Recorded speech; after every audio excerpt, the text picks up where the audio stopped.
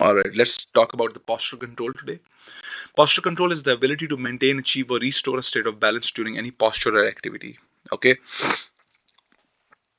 and it's one of the most important things in biomechanics, in physical therapy, or in any rehabilitation science or orthopedics field.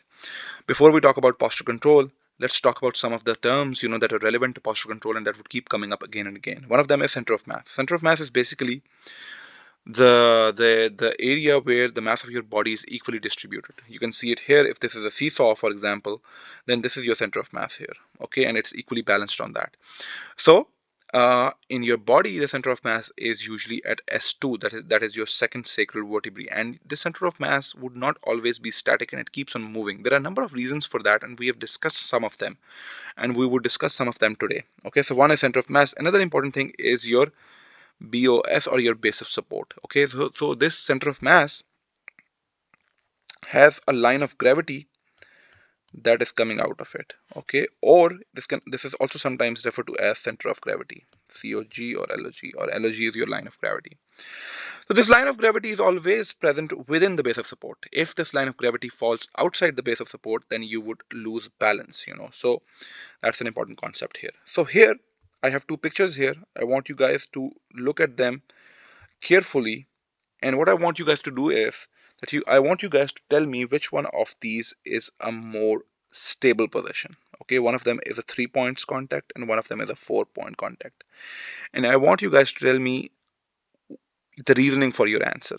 Is the A more stable? Is the B more stable? So I want you guys to look at these pictures, pause this video and answer in the comment section, and then I'll go and reply to your answers.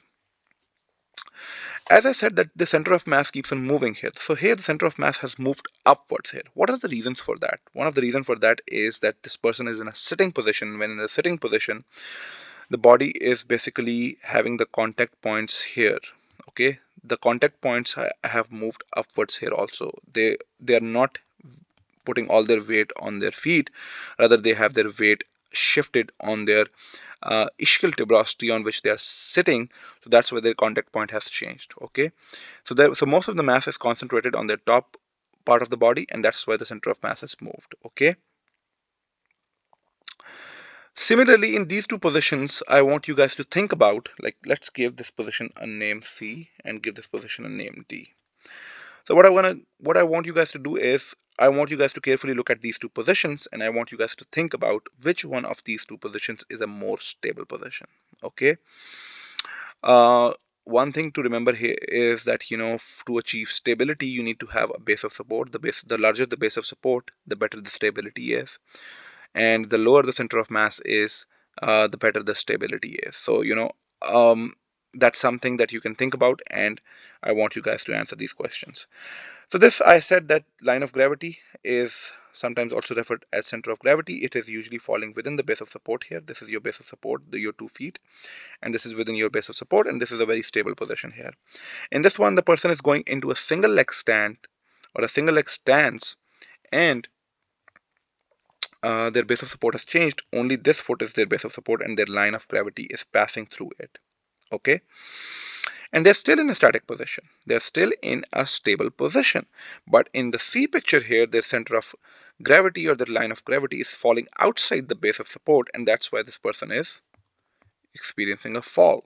Okay, so these are some of the things that you need to just want to contextualize these things. So to maintain this stable position where your center of mass or where your center of gravity or line of gravity stays within the base of support, or this position or any other position in your activities like running, jumping, where you're maintaining your stability, you need to have some systems in place to maintain those positions. And those systems in place are your three vital sensory systems. You have vision, you have vestibular, and you have the proprioceptive system. Okay, the visual system is very important. It's very important to clearly look at the ground or the place where you are moving. Okay, if you don't have a clear visual system, then that becomes then you become challenged in terms of your posture also. Okay, I'll give you an experiment right now. Stop this video, and then stand on your one leg with your eyes open, and then repeat this experiment. Let's say you stand on the one leg for 20 seconds, and then you repeat this experiment with your eyes closed, and tell me in which of these positions you feel more unstable. Okay, you're standing on your one leg, one 20-second trial with your eyes open, and one 20-second trial with your eyes closed, and I am almost 100% can guarantee you that you would be less stable when your eyes closed. Why is that? Because your one sense has been taken out, which is an important sense to maintain your posture, and hence you feel unstable. Similarly, you have a vestibular system. This vestibular system is very important in maintaining your head position. So it has in the inner ear, you have semicircular canals and you have otoliths, and these are very important in maintaining your head position.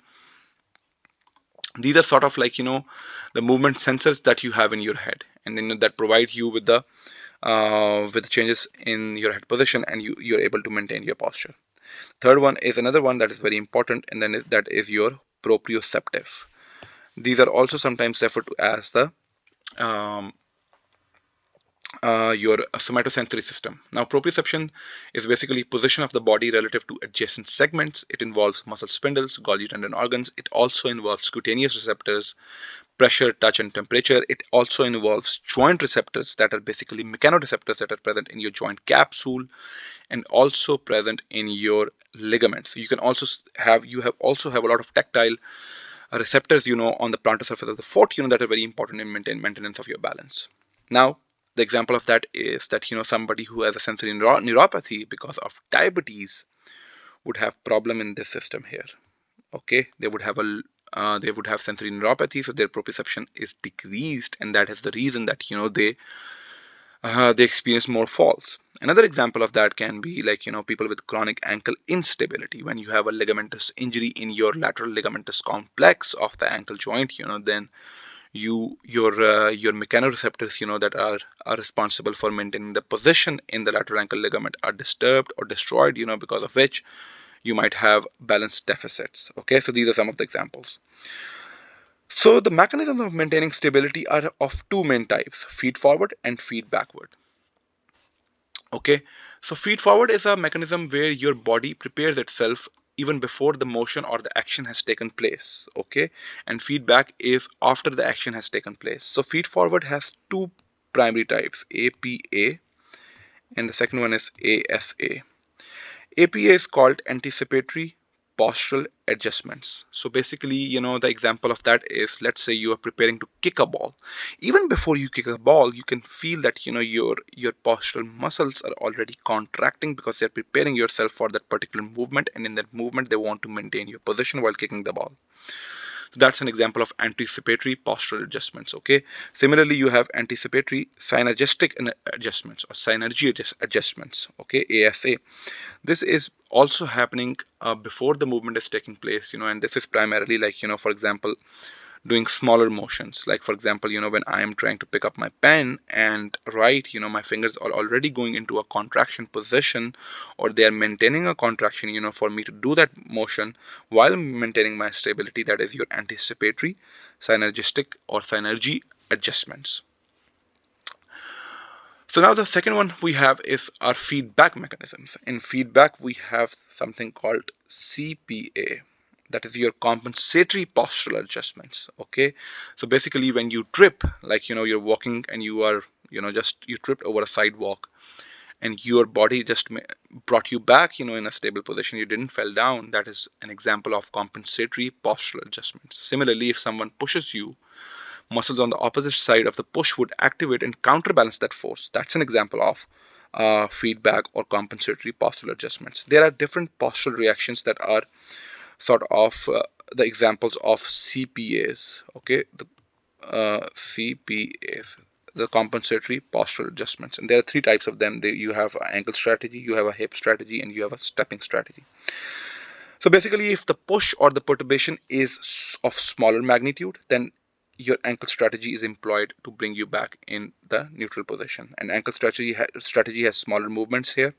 It's basically going from distal to proximal, and you come back into the normal position after that. And then if the magnitude of um, perturbation or push is bigger, then your body goes into this hip strategy where your upper and lower body move in the opposite direction. So it's moving here and it's moving there. Okay, so these both move in the opposite direction. Actually, it's opposite here. This is moving on this side and this is moving on this side. Okay, so they both move in the opposite direction, but the idea is to maintain your posture and to bring you back to the neutral position. Okay, basically it's just your body's attempt to widen your base of support here.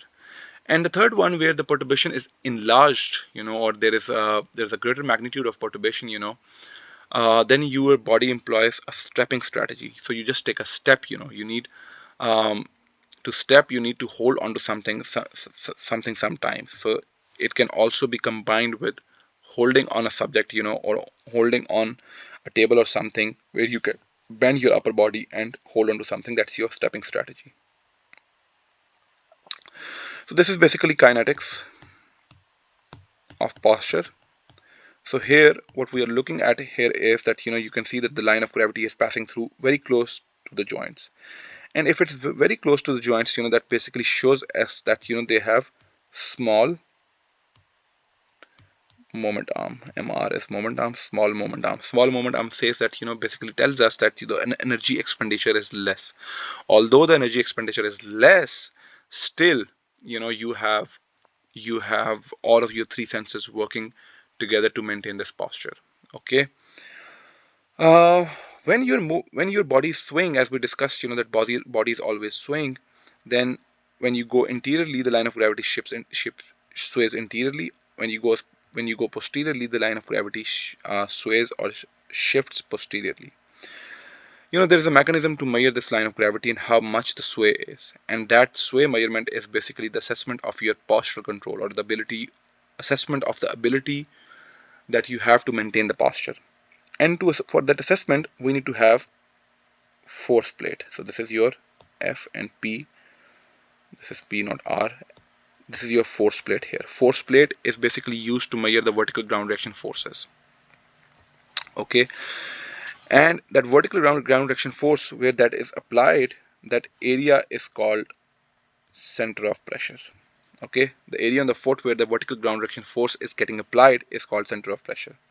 Now let's see how is this measured here. So before I go to that, I want to tell you something about the inverse pendulum hypothesis. Okay, inverse pendulum. So basically the idea of that is that your body is always in a postural sway. It is always having a sway motion that is going on. Okay, and that is a very important metric of our health. Okay, measurement of that postural sway gives us the idea about the ability of our body in maintaining the posture. So if this is an example of a human in a static stance and they are still swaying. If I take this and if I inverse it, then I can show you that it looks like a pendulum. Okay, so that is why we inverse that pendulum and we say that this is an inverse pendulum sway that we see in human bodies. It's going front and back. The more the sway is, the poorer the balance is. Now the question is how to measure this sway. To measure this sway, we employ force plates. This is your force plate here, and this person is maintaining the balance on single leg stance, and this is their postural sway here. The greater the sway is, the poorer the balance is. So basically what we do here is we measure the distance that they cover in this postural sway. Okay, and by that, if the greater distance is covered, by the center of pressure, then we say that that they have poorer balance. So this is SOP, center of pressure sway here. Now I have another question for you guys. I want you guys to pause and answer me this, that out of these four graphs here, these are all center of pressure sway here. I want you guys to tell me which one of these would have the best balance and which one of these would have the poorest balance. Okay, pause and then come back. Okay, I hope you paused and now I'm coming back and you have your answer. This one here would have the best balance. Okay, and the reason for that is that it's all concentrated. There is not a lot of sway there. Okay, and this one would be the poorest balance here. Okay, and the reason for that is there's a lot of sway. You can see that it's all over the place. That's it for balance and posture control. It's a lot of material that I have covered in 15 minutes. Usually I don't go beyond 10 minutes, but since we were covering a lot of stuff, I have tried to be as comprehensive, yet I have tried to keep this video short. What I want you guys to do is use the comment section, make it a discussion board, and reply to my questions that I asked, and also discuss with each other. And I would also chip in. Thank you very much. I'll upload the next video in a day or so.